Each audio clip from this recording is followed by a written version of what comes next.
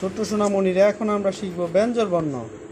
ক, খ, গ, ঘ, ঙ, ছ, ছ, বর্গের জ, জ, ঞ, ট, ঠ, ড, ঢ, মূর্ধন্য ন, ত, থ, দ, দ, দন্তান্ন।